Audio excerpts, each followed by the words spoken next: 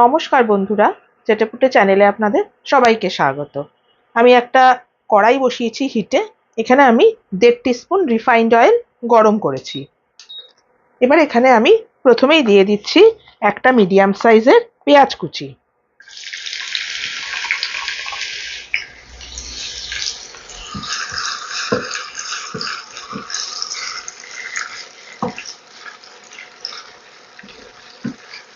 পেঁয়াজটা সামান্য একটু নাড়াচাড়া করে নিলাম। এবারে এখানে আমি দিয়ে দিচ্ছি 6 থেকে 7 কোয়া রসুন একটুখানি কুচি করে নিয়েছিলাম, দেখুন সেটা দিয়ে দিলাম। আপনারা রসুন কুচির পরিবর্তে রসুনটা গ্রেট করেও দিতে পারেন। দিচ্ছি একটা বড় সাইজের কাঁচা লঙ্কা কুচি। এটা আপনারা অবশ্যই আপনাদের স্বাদ অনুসারে দেবেন। দিয়ে দিলাম বেশ কিছুটা পরিমাণ আদা গ্রেট করে। ভালো করে মিশিয়ে নিচ্ছি। দেখুন পেঁয়াজটা একটু গোল্ডেন কালার হয়ে গেছে। ফ্লেমটা কিন্তু আমি লো টু মিডিয়ামে রেখেছি। এবার এখানে আমি দিয়ে দিচ্ছি 1 বাটি পরিমাণ সয়া, যে চাঙ্কগুলো থাকে সেগুলোকে আমি কিমা করে নিয়েছি, সেটা আমি এখানে অ্যাড করে নিলাম।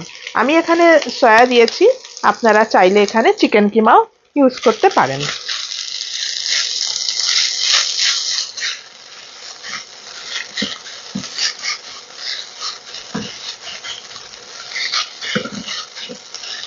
ভালো করে একটু নাড়িয়ে নিলাম। এবার এখানে কিছু মশলা আমি অ্যাড করছি। দিয়ে দিচ্ছি এখানে 1/2 টিস্পুন মতো হলুদ গুঁড়ো, 1/2 টিস্পুন দিলাম জিরে গুঁড়ো। মানে সব মশলাই, বেসিক মশলা যেগুলো সবই আমি 1/2 টিস্পুন করে এখানে দিয়ে দিচ্ছি। ধনে গুঁড়ো, একটা কাঁচা লঙ্কা কুচি আমি দিয়েছিলাম, সেজন্য ঝাল লঙ্কার গুঁড়োটা আমি 1/2 টিস্পুনের থেকে একটু কম দিচ্ছি। আর দিয়ে দিচ্ছি স্বাদ মতো নুন।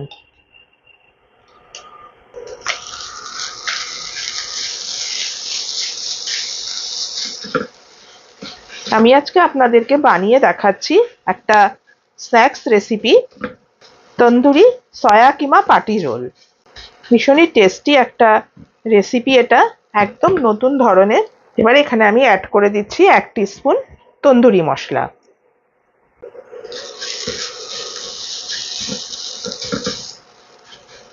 এই তন্দুরি মশলা অ্যাড করলেই দেখতে পাবেন একদম ফ্লেভারটা পুরো চেঞ্জ হয়ে যায়। এবারে এখানে আমি দিয়ে দিচ্ছি একটা বয়েলড আলু একটু ম্যাশ করে।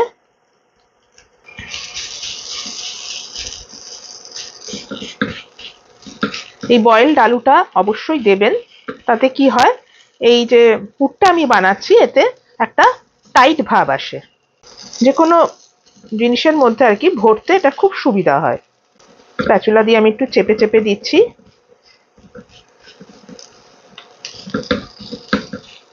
আমি এখানে আর গরম মশলা আমি ইউজ করলাম না, তন্দুরি মশলা দিয়েছি, তাতেই ফ্লেভারটা ভীষণ ভালো হয়। আপনাদের যদি মনে হয় আপনারা একটু গরম মশলা অ্যাড করতে পারেন। এবারে এখানে আমি দিয়ে দিচ্ছি বেশ কিছুটা পরিমাণ ধনেপাতা কুচি।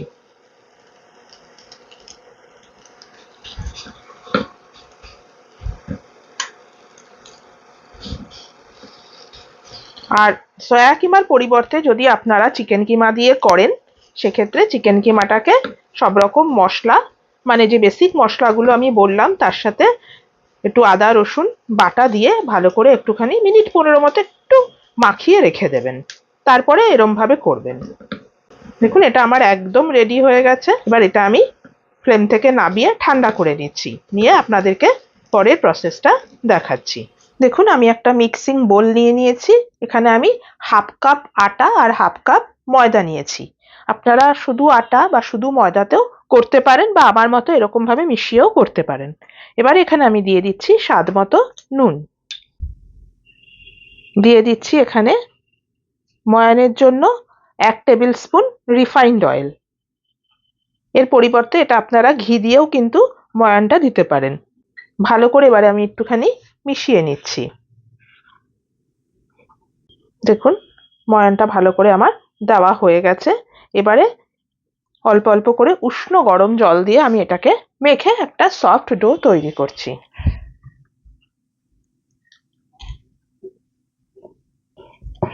দেখুন এটা আমার পুরো মাখা হয়ে গেছে, সফট একটা ডো তৈরি হয়েছে।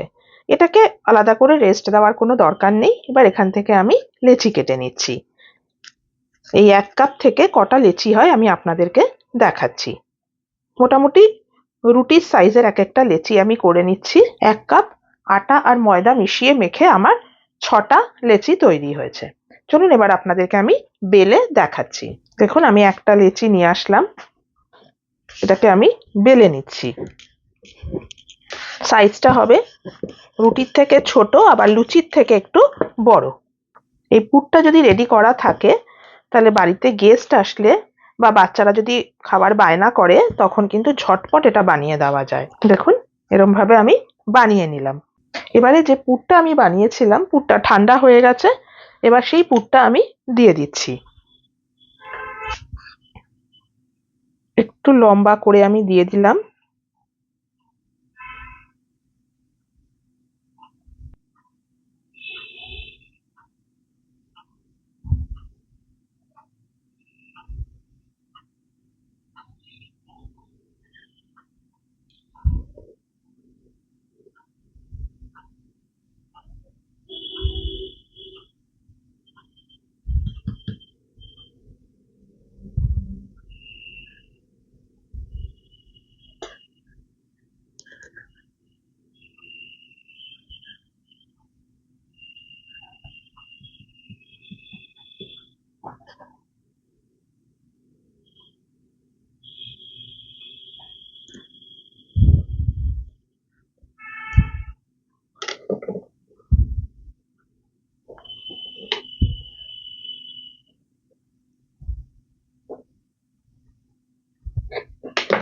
দেখুন আমি হিটে প্যান বসিয়ে দিয়েছি। এখানে আমি বেশ কিছুটা পরিমাণ রিফাইন্ড অয়েল গরম করেছি। আর যে পাটি রোলগুলো দেখুন এই যে আমি এখানে রেডি করে নিয়ে এসেছি। তেলটা গরম হয়ে গেছে। এবার আমি একটা একটা করে ছেড়ে দিচ্ছি তেলে। আমি শ্যালো ফ্রাই করছি, এটা আপনারা ডিপ ফ্রাই করতে পারেন। প্রথমেই উল্টাবার দরকার নেই, একটু হতে দিতে হবে।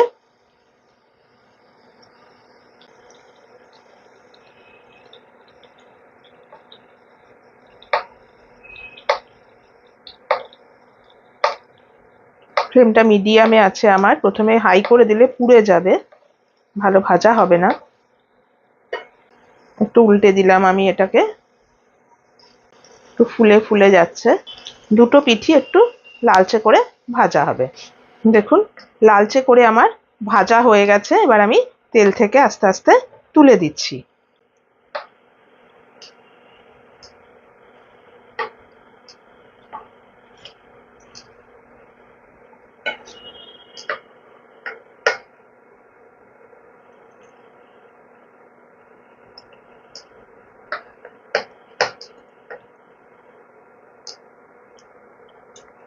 দেখুন আমি এবার এভাবে তুলে নিচ্ছি।